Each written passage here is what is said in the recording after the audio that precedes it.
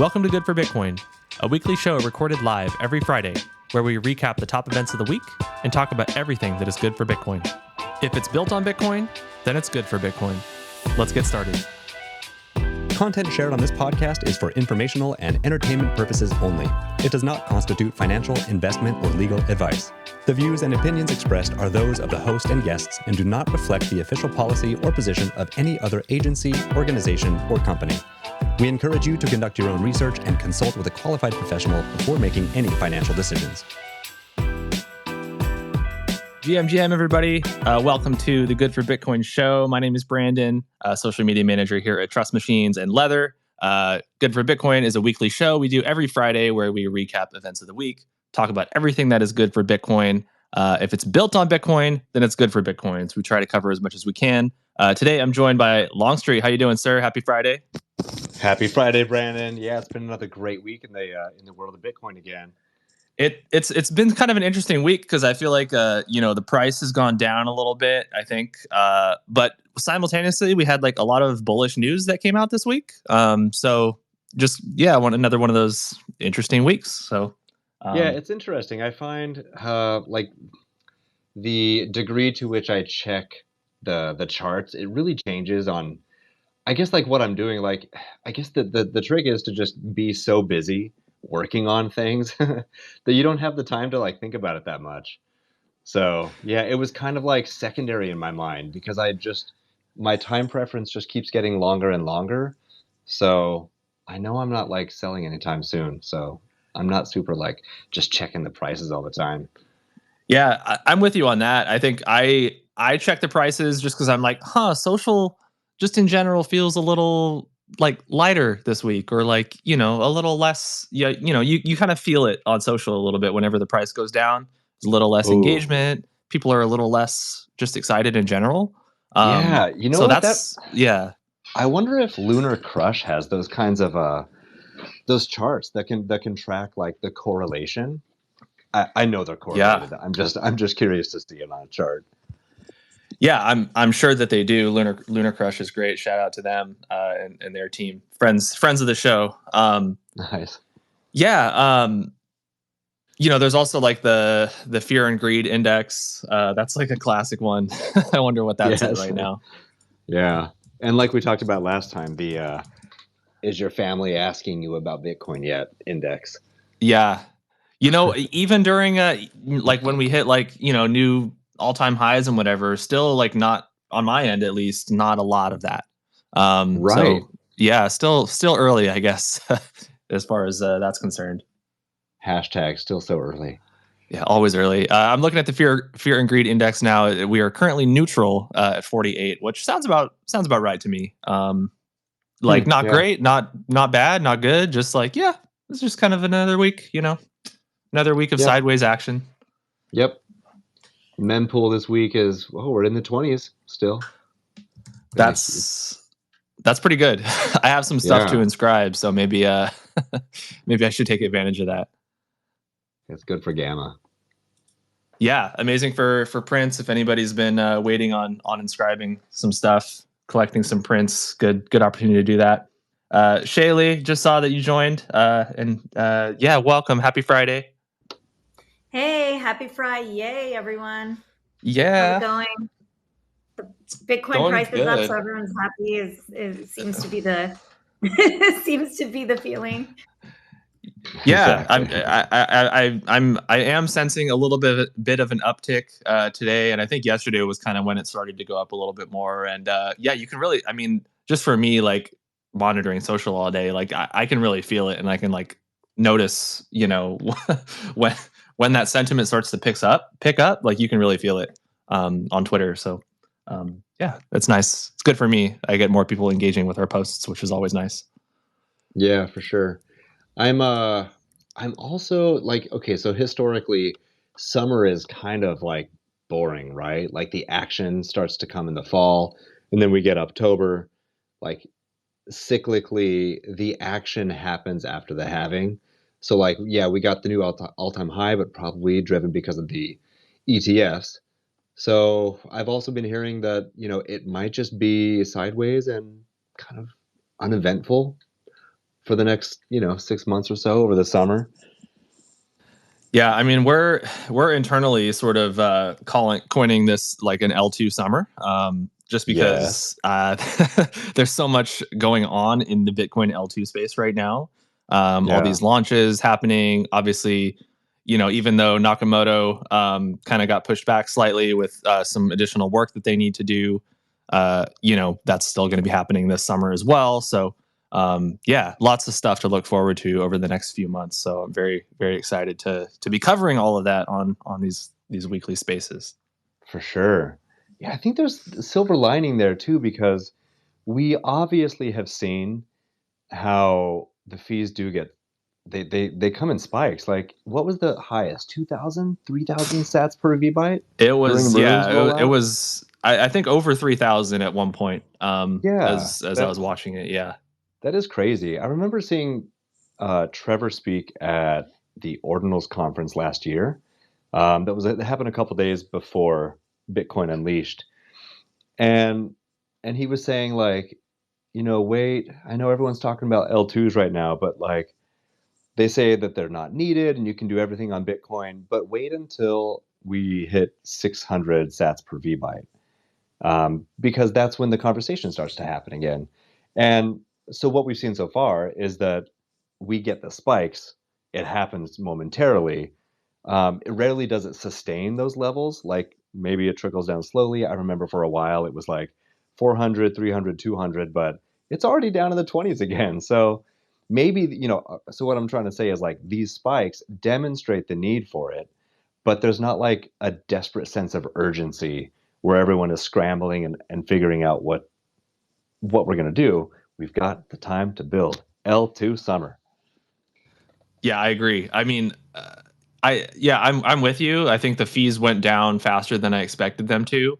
Yeah. I remember tweeting when fees were like were that high, like 2,000 sats per VByte, and everyone was trying to mint runes. I tweeted out, everyone has a rune strategy until they get punched in the face with fees. Yes. So, yeah, I mean it's like a wake up call, right? Suddenly the fees are crazy, and you need to make a transaction, or you want to buy, an inscription, or just do something really simple, on the L1, and you can't because the fees are so high. So, really important to have these solutions. But what I'm curious for is, I don't know if there's really a great solution for this yet that's been built. Is, in order to bridge to an L2, you still need to do an L1 transaction, which is very expensive, right? I mean, Lightning is the classic example, right, of opening in channels, and it's like almost impossible to do that, cost effectively when these fees are high. But other networks as well, right? You need to do an L1 transaction in order to bridge into an L2. And I'm curious, how people might fill the need of that, of maybe allowing you to, maybe it's offering sort of like a direct to L2 on ramp from, traditional fiat, something like that. So you just skip the L1 entirely. Might be an option, but yeah, I'm curious to see how that space evolves a little bit more as well, because that's certainly a pain point. Yeah, that's a good point. It's such a dynamic space too, because, well, speaking of Lightning, what was the Coinbase update with Lightning? They're rolling out support for that, right? Yeah, I mean, well, this is something that they've been announcing for years, it feels like. Yeah. And this week, so that was kind of one of the big bullish, especially for L2s, bullish kind of news items of the week was Coinbase announcing that. And they partnered with LightSpark to do it. And obviously LightSpark is like, David Marcus runs LightSpark, very very well known and great team over there. But yeah, it rolled out this week, and I tried to do it because I have a Lightning node. I was like, great, I'm gonna try to send myself a Lightning payment and see what I can do. Because me personally, I use Coinbase to DCA because Coinbase has like a direct deposit support, so I can literally just have my paycheck or part of my paycheck go directly to Coinbase. Don't even have to think about it, right? It's great. Yeah. So yeah, it doesn't even need to like enter my bank account and then leave my bank account. It just goes directly there, and I just don't have to think about it. But obviously, I want to self custody it, so I want to be able to move it over, to my cold wallet when I'm, ready to do that. And Lightning support would really help with that, right? To have zero fees. But I did try to do it, and for one, it looks like it only works on the Coinbase app. So Coinbase.com, I pasted in like a Lightning URL, and it was like, I don't know what to do with this. This isn't a valid Bitcoin address. Wow. So that's one thing. Another thing is they don't support Lightning addresses. So in order to send a payment to somebody over the Lightning network, you need to first create an invoice, and then you need to scan that invoice. So it doesn't support like a direct Lightning address payment. And then third, it just didn't work for me. I tried to put in I created an invoice with just like 100 sats or something just to try it out. And it, in the FAQs, it says like it only works or it doesn't work in New York or Canada, I guess maybe for like regulatory reasons or something. And I'm in California, and I still received a message that sending on the Lightning network was unavailable in my region. So I don't know what's going on. If anybody in the audience has successfully used it, I'd love to hear from you. Because as far as I'm concerned, it's still not working. Wow. Okay. So we'll see, to be continued. Obviously, Coinbase, adopting Lightning is really huge for the ecosystem. It's a huge stress test for Lightning, right? Like for somebody major like Coinbase to be adopting them. So it's really amazing that this is happening, but to me, it's not real yet because I personally have not been able to do it. Well, yeah, if it doesn't work, it doesn't work. Yeah, and I will say Coinbase also received a boost in their Q1, their report out to investors. Like they had a fantastic quarter, and it was thanks to the Bitcoin ETF because they serve a lot of institutional clients in that space. So thanks to L1, they're looking at L2s, right? Because they know what the deal is. Yeah, absolutely. And they've made a lot of revenue on base fees as well. Yeah, and they're planning a DeFi summer, so that should be interesting. I wonder how much they'll do in their DeFi summer outside of base, right? Because last year, a lot of it was like mint NFTs or do transactions on base and so I think they'll continue to pump their own chain more this summer. Yeah, definitely. It obviously makes sense for them to want to pump their own chain now that they have it. But so there was a lot of stuff going on. Shaylee, what stuff did you kind of stuck out to you this week? Yeah, the MicroStrategy decentralized identity solution was really interesting because DIDs have been, decentralized identity and verifiable claims, credentials have been in the works for many years. Not a lot of companies have adopted them at scale. They've just all agreed that these are good standards. But it seems like MicroStrategy is taking the first step. I feel like DID was more popular in the Ethereum space than, of course, Stacks has the Bitcoin naming system, and they're going through an upgrade right now with that community of devs. And then now we see the decentralized identities on Bitcoin itself. So my first question is, how scalable is it for anyone technical who has a response to this? I've only skimmed the GitHub docs for this, and they're currently in draft form. So I think they're probably just like getting started and communicating it with everyone. Is that something you can speak about, Brandon? Like, is it basically like using inscriptions? What do you know about this? Yeah. So, I watched a little bit of the keynote. MicroStrategy basically did I think it's called like MicroStrategy World. It's kind of just like their annual kind of conference where they announce kind of the big company things of the year. And it was part of this part of this announcement was their kind of product called MicroStrategy Orange. So that's what they're sort of calling it. And yeah, I mean, just looking at it, I kind of have like a little bit of mixed feelings about it. On one hand, I think it's kind of funny that, super Bitcoin maxi Michael Saylor is embracing arbitrary data on Bitcoin. Like the ordinal, the Bitcoin maxis don't like ordinals, but yeah, I mean, this data is being stored on chain. So I think just that aspect of it is interesting.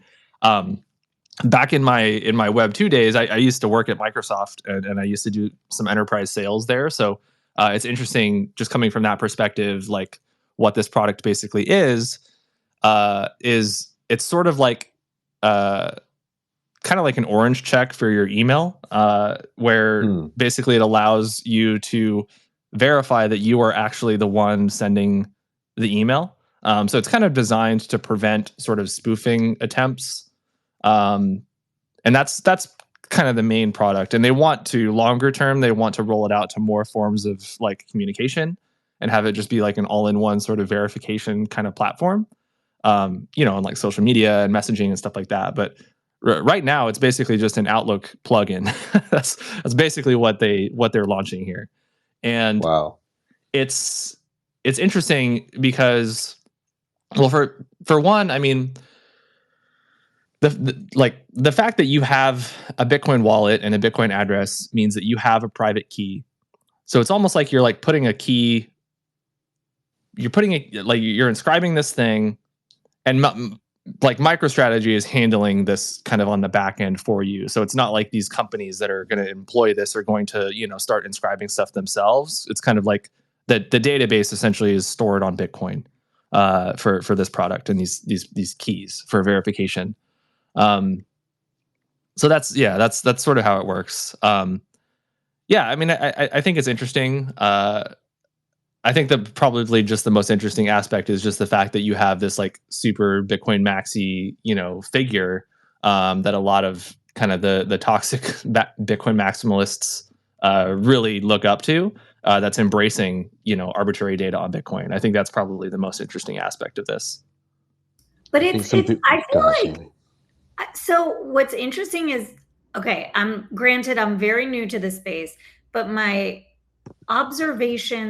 anecdotal observations to date have been that it seems the Bitcoin maxis are more open to meta protocols than they are to L2s. Like they're starting to embrace them a little bit more.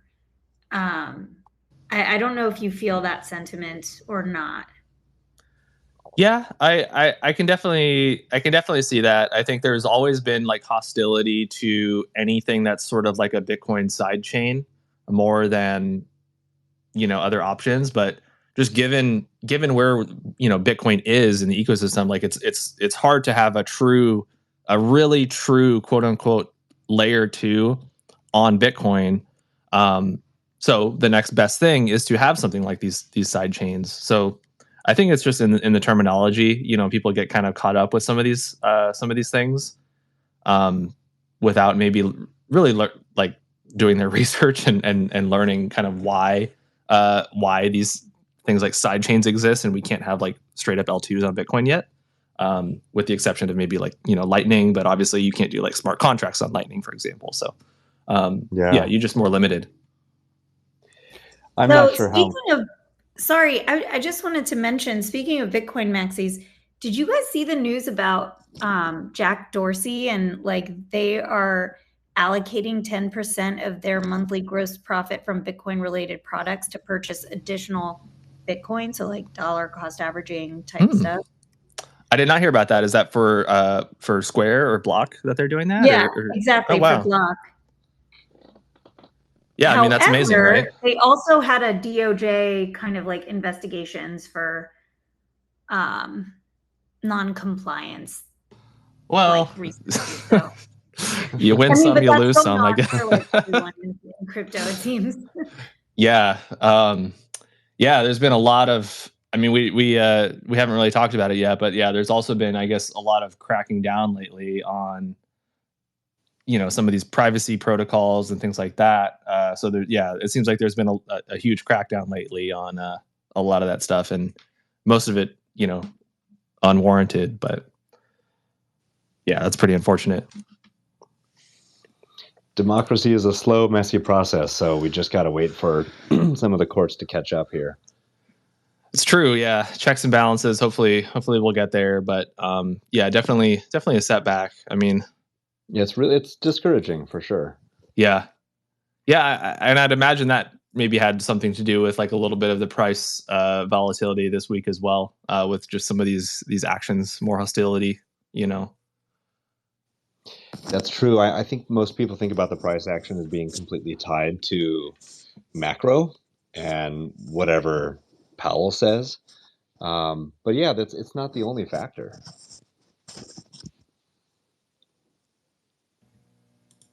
For sure.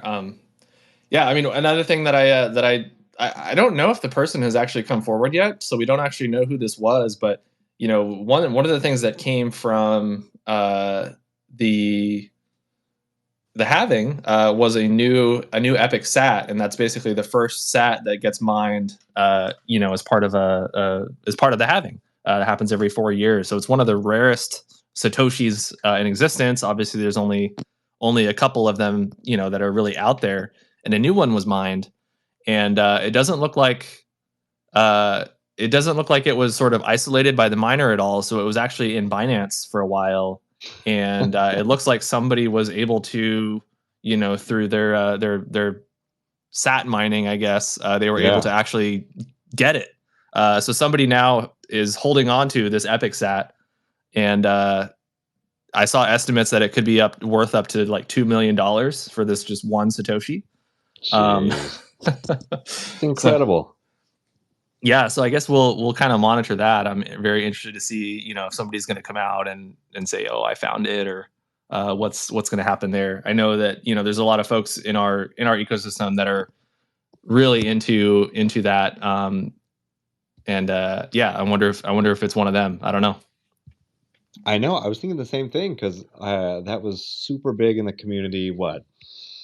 10 months ago or so, the sat mining. Just because the transparency, like you can see what's there. So it's just then a numbers game and like a logistics game of like, are you willing to just be accountable for all the ins and outs? Are you a good bookkeeper to make sure that you can explain it all to your tax man? Yeah, I wonder how that works actually with saying like, oh yeah, this 0.0001 Bitcoin, it's actually worth like 33 Bitcoin. Trust me, bro. Yeah. Well, I mean, that's another ridiculous thing we can talk about is the the proposition from Biden to, what was it? Pay taxes on what the value was rather than like just realized it was unrealized gains. Yes. Yeah. I mean, I feel like a lot of people, I mean, I personally, I don't think that has any legs in terms of actually passing. It just doesn't make any sense when you really think about it. Like, there's no way to, if you were taxed on unrealized gains, you would then have to essentially realize those gains in order to pay the taxes on it. Yeah. And for crypto, something like crypto, right? That's possible, right? Crypto is a lot more liquid than something like a house, for example, right? If you get taxed on the gains of your house, you can't sell your house, or you certainly don't want to sell your house to have to pay something like that. So there's a lot, like, it feels like it's targeting like one very specific crypto industry, but obviously, unrealized gains happen in many many different aspects of our lives, not just crypto. So yeah, it feels like something like that I just don't think would ever happen.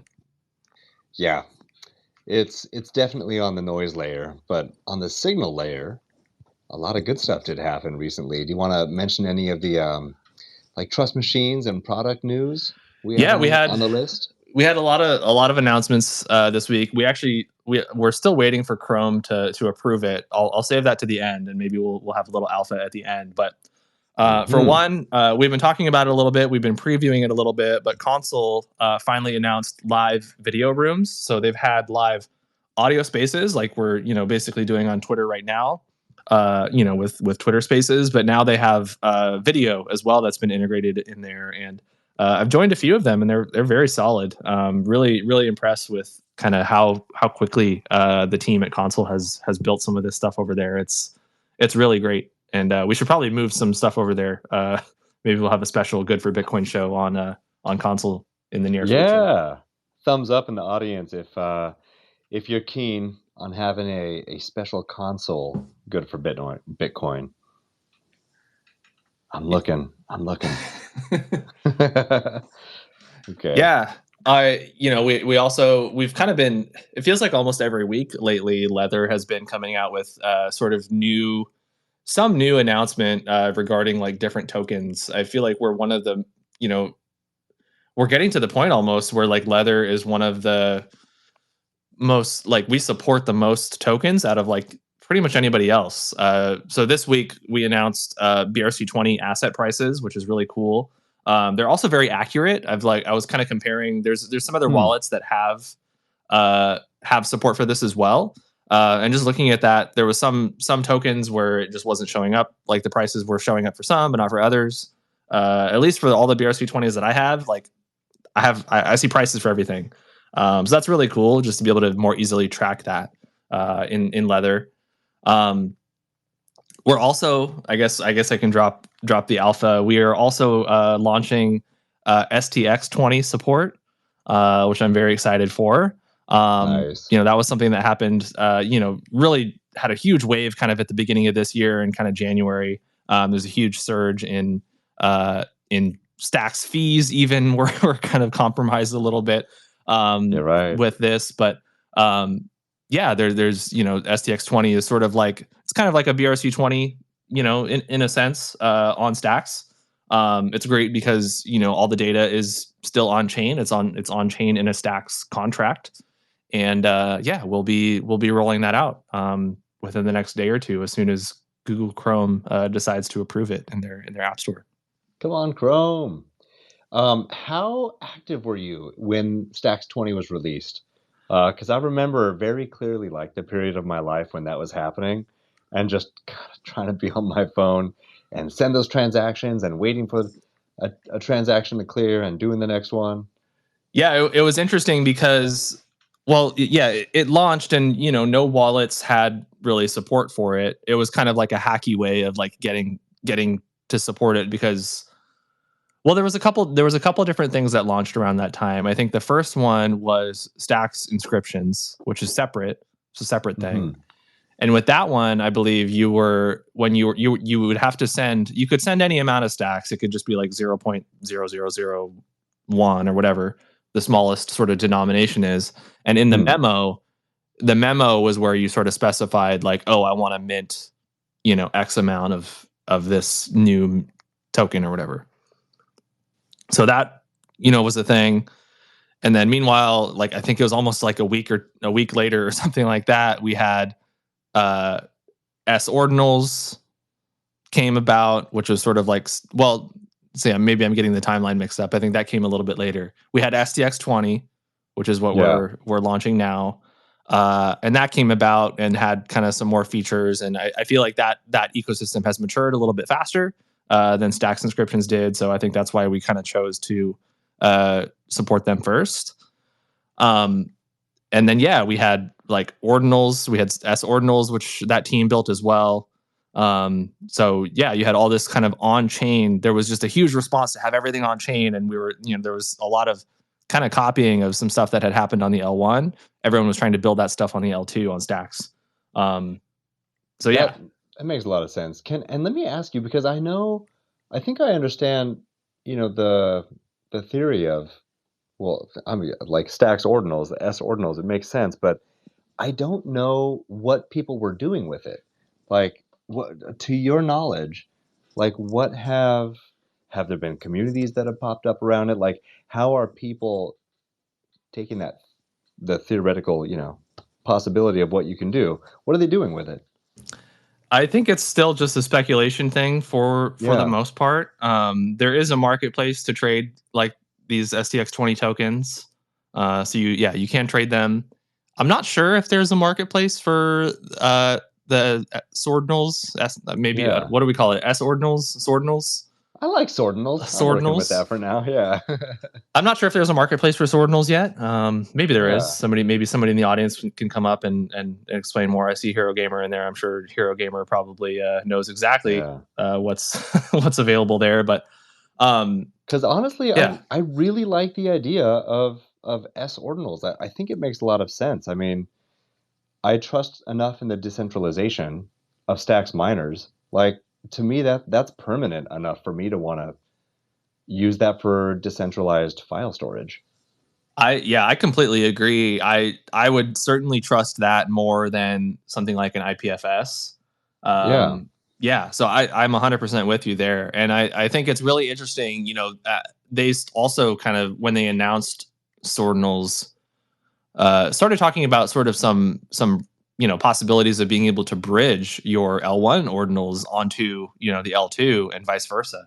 And I think that could be super interesting, right? To be able to take these ordinals, which are very expensive to move around and trade and buy and sell, to move that activity, to have the data availability be on the L1 in terms of like this ordinal, it exists on the L1, Bitcoin's not going anywhere, like it's going to stick around, but to be able to take that and trade it on the L2, that's super valuable, and you save so much in fees by having the ability to do that. Oh, come on, Nakamoto. Can't come soon enough. Yeah, I mean, certainly being able to settle some of these things in like 5 seconds is going to be pretty amazing. Can't wait for that. It's a good thing. It's worth waiting for. Yeah. I mean, obviously, we all probably saw the news and we're all aware that the Nakamoto launch got, I don't want to say pushed back, because there was just basically some additional work that they kind of determined was required in order to sort of more safely launch this thing. Yeah. So it wasn't like, oh, we didn't do the work that we needed to do, and now, we're late, and, we like, basically there was just additional work that was identified that needed to be done, specifically with signing. And that's why, that's why the delay. But, in the grand scheme of things, probably not that big of a deal. Obviously you only get one chance to launch something, and to launch it, what imagine if it had launched, right, and there was some vulnerability, or I don't even know, like something was discovered that like broke the blockchain or something, that would obviously be catastrophic. And if we can wait a few more weeks to prevent something like that from happening, it's obviously worth the wait. Yeah. Are you placing any bets on when do you think it's actually going to roll out? Well, no, I don't think so. I mean, I think what's the current timeline is maybe August, right? Is that like late August was when they kind of shared it might be happening now. So a couple months away, we'll see. But yeah, no bets. Would not bet on that. I'm just not a betting person in general. It's not not anything related to my confidence in the team or anything like that. You're more of a dollar cost average kind of person. Exactly. Yeah, I'll just keep doing that. Yeah, exactly. That's funny. And it'll be right in time for the resuming of the bull market, I think.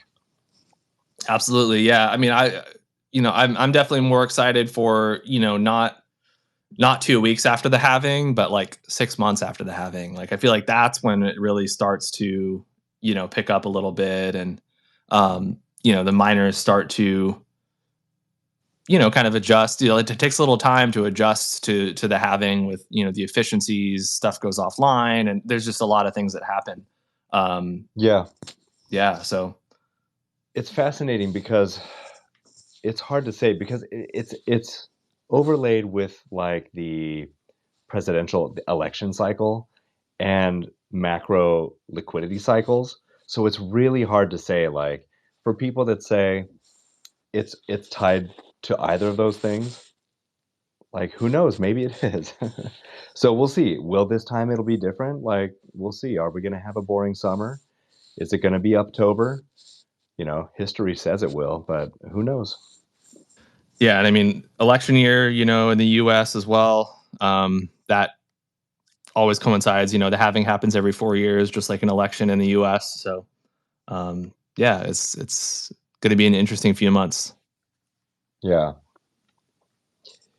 I'm just thinking about the sats per vbyte thing again and how dynamic that is. And like, I just wonder what the average sat per vbyte will be in the future, because obviously the higher it is, that's going to drive more activity onto an L2. But always best to go onto the L1. So if L2 offloads enough, it's kind of like, I guess, like the way an energy grid is set up, right? So you want to be able to like have the L2 ready to offload the activity, but then if things are slow, more happens on the L1. I'm just thinking about those dynamics and what we've seen with the fees lately. Yeah, I mean, I like how our CEO Manib has this comparison where he talks about like L1 versus L2. Like when we have like SBTC launches, for example, I'm not immediately going to want to put all of my Bitcoin into SBTC, right? I want to still use the L1, for kind of holding, majority of my Bitcoin. So how Manib kind of compares it to is sort of like having, an actual wallet, right? Versus like having your money in an actual bank, right? I wouldn't put all of my money in my wallet that I'm carrying around every day. But I want some, of that to spend and interact with the economy and do different things. And, the rest of it I'll keep in my L1 bank on Bitcoin. So I like that analogy. Yeah, I think as fees rise too, yeah, obviously there's going to be much more need for these L2s. But yeah, as more and more activity happens on the L2s, it's almost like you'll have L2s. L2s themselves will be competing for fees on the L1 because they'll need to store their transaction hashes and do different things. So sort of collectively, we'll all make these L2 transactions that'll then settle kind of back on the L1. And that's sort of how the fees on the L1 will kind of continue, especially as we get a couple more halvings and they kind of go, the Coinbase fees essentially go down, and the transaction fees need to sort of supplement miner activity. Right. Well, I just happened to cruise over to Gamma just now to take a look at Mojo. And that floor price has been pretty sticky. I think it went up to like 700 for a while, but it seems to have found a solid base around like, mid 200s, high 200s. Yeah, and I was also curious about all the partners. Like, how much time did it take? And who created this, by the way? Do we know who the artist is? Well, so I do know who the artist is, and I did actually I tweeted them out, but like I haven't seen them really talk too much about who the artist is. I'm not sure if like is do you know, like are we supposed to say who it is? I think I know who it is. Yeah. So we'll say it. So we can shout out Tosio from Bitcoin Whales. So Tosio did the art for Nakamojo. Obviously, super OG in the space, and has a lot of great collections. So super happy to I received a Mojo. I'm super pumped for that. You can see. I mean, well, we both have them in our PFPs, I guess. So it's pretty obvious that we have them. And yeah, I mean, it's pretty amazing to have, a collection that's out there. Also that, that has some of these, the branding from some of these, companies and projects that are out there, like to have one that's branded as Trust Machines. You have a leather one that's like super cool. And yeah, Boon there's so Wallet, many. Zest. I'm looking. There's some for Project Indigo too, which I think is fantastic because Project Indigo, they started out as one of the big projects with utility. They've got a game and it's still going. It's a great game, and I think there's a lot of exciting stuff happening in the near future for them because they obviously make great pixel art, but uh, they are cross-chain, so they're happening on stacks and ordinals as well. Yeah, I've been following them for a little bit. I'm definitely excited to see what else comes from them specifically. We should have them on the show. We should have them on like Leather Lounge or something. Try to get their team on and maybe talk about, because I think they have some stuff that they're cooking up. I'd love to. That'd be Yeah, cool. I'm also super excited about the possibility of having a stamps-based show. It's really something that's been like in my periphery. I'm somewhat aware of it, but I never did a deep dive on stamps. So we in the first episode we had of the first episode of Leather Lounge this week, we had some interest in stamps, and I know that's something that Leather supports. So I'm curious. I'm going to be learning whenever we can get this collection of people to talk about it. That's a good topic. Yeah, that's definitely a little bit of alpha. We're working on organizing a stamps show. Fortunately, because Leather has supported stamps for so long, we have a lot of friends in the stamps ecosystem. So we're trying to put together a really good panel of folks that can join us. And yeah, looking forward to that. Hopefully, happening in a few weeks, less than a few weeks. Hopefully, maybe in a week or two. Yeah. But yeah, I mean, stamps kind of started a little bit of a response to ordinals. Came out a couple months later, and it's kind of a different way of storing data on chain in sort of a method that upsets people, upsets some people. So yeah, it'd be interesting to kind of dive into that. And yeah, I'm looking forward to that show whenever it does happen, because Yeah. and also the stamps community is awesome. They're so talented. They do a lot of really fun meme art, a lot of Pepe stuff. They're very like aware of the history kind of art on Bitcoin, going back to rare Pepes and things like that. So stamps itself comes from Counterparty, which is obviously a very OG protocol on that, originally came from Bitcoin. So yeah, really a lot of really cool culture that's in the stamps ecosystem. Yeah. I'm really excited to dig into that history, the evolution of Counterparty into stamps, because I think that's one of the underrepresented spaces here. So yeah, I've got a lot to learn. I'm excited for that show. Yeah, I'll give another shout out to one of the tokens that we recently started supporting as well on Leather was STX20, SRC20, which is sort of stamps sort of token protocol that exists. See, there's so many now. I'm getting them mixed up that we support. But yeah, so we recently rolled out support for SRC20 as well, just a week or two ago. So team is building over there at Leather, doing a lot. So exciting stuff. It's a good time to build. It's the summer of building. Absolutely. Well, I think kind of those were the main stories. I don't know if there's anybody in the audience that wants to come up. If there's anything you want to chat about, something cool that happened this week, definitely feel free to come up. But yeah, I guess we can talk briefly about, obviously the first show of Leather Lounge. I think that went really well. I listened into that, and congratulations on that. Super great show, and looking forward to doing those every Wednesday. Me too, man.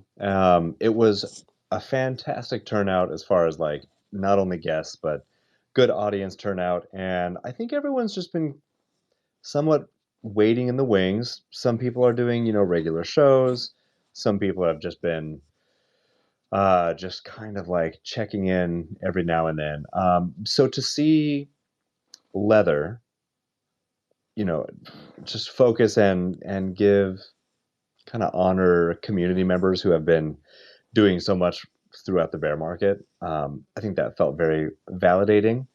And I was kind of blown away. I really want to listen back at when I get a minute, because to have these people who have so much to talk about from a technical perspective or an artist perspective or a community perspective, to have them kind of like reined in between 5 and 10 minutes each. I was really nervous about getting through 11 super talented OG people, getting through everyone in time, to not go over 90 minutes. Like, I was kind of nervous it was going to be tough to do, but it happened. And what we got was a great overall show. I mean, obviously, like, not everyone could be there. We didn't get representation from like Gamma or Project Indigo, like, so obviously couldn't fit everyone. But for the 11 people that did show up, like, any new people to the space who were listening and learning about stacks and the greater Bitcoin L2's like ecosystem for the first time, they got a lot of alpha, and they got a lot of really great information on where the chain and where the ecosystem is coming from. So yeah, man, it was a fun show. It was very like celebration. It was like, felt like a really good celebration. Typically going forward, it's only going to be 60 minutes, and we'll have one of three focuses. Like, we're going to do one-on-one deep dives on technical subjects to try to break things down and make it easy to understand. We'll be doing similar to what we did Wednesday, but like focusing on one or two artists at a time, creators in the space, and then we'll be focusing on dApps, things that are happening in the space, things that are being built on Bitcoin. So yeah, it was a great start, super fun, really rewarding for me to be able to lead that discussion, and I'm excited. I mean, and if anyone listening has anything that you want to know, people that you want us to highlight, communities you want us to do deep dives on, let us know, and we'll make a show about it.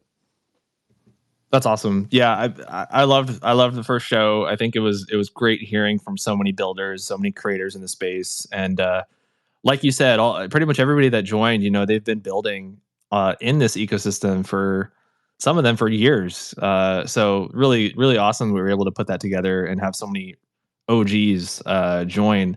And yeah, I mean, we could have easily spent an hour talking to each person.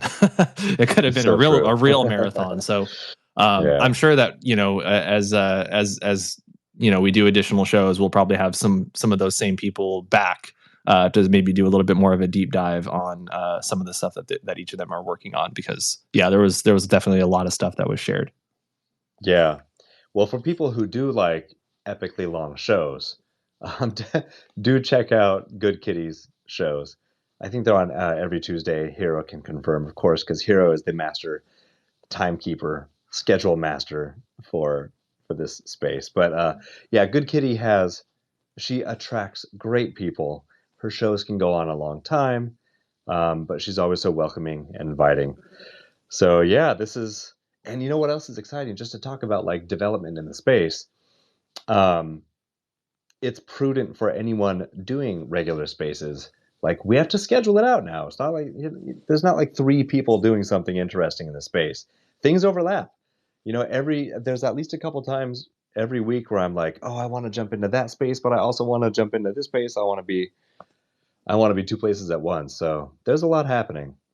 Yeah, I think it's a good problem to have personally, but I agree with you. Yeah, there's definitely more spaces that I wish that I could join, but I just simply don't have the time to do it. But we'll divide and conquer and try to join as many as we can now. Yeah. Well, if nobody else has anything, I think we can maybe wrap here. I hope that everybody has a good weekend, and we'll see you on Wednesday for the Leather Lounge. So really excited for that. Don't mind my dog barking in the background. It's barking of enthusiasm. For anybody that wants to continue the conversation here, we are on console on Club Bitcoin. Make sure you join us there. And we'd be happy to continue the conversation, share anything that's exciting for you. And I'll go ahead and mute myself now and quiet my dog down. But thank you everybody for joining today and listening in. Longstreet, have a good weekend. You too, Brandon. Have a good one. Bye, everybody. Thank you. Thanks, y'all.